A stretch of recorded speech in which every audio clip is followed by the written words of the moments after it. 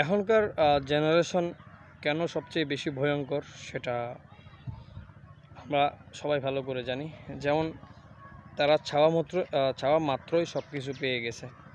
আর আমার বাপ-দাদার জেনারেশন, তাদের চিন্তাধারা ছিল যে তার ফ্যামিলিকে কেমনে একটা ভালো একটা ঘরের মধ্যে রাখবে, কেমনে খাওয়াবে।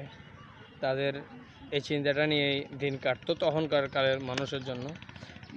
জেনারেশনের মেন হচ্ছে আমার এটা লাগবে ওইটা লাগবে, তাদের চাহিদাগুলো সবচেয়ে বেশি ফ্যামিলি পূরণ করে দেয়, চাওয়া মাত্র পেয়ে যায়।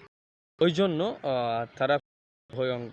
আর কাউকে রেসপেক্ট কিংবা কাউকে আপনার একটা বড় কথা বলতে তারা ভয় পায় না, বা সম্মানটা তারা করতে পারে না। এটাই হচ্ছে মেইন কারণ।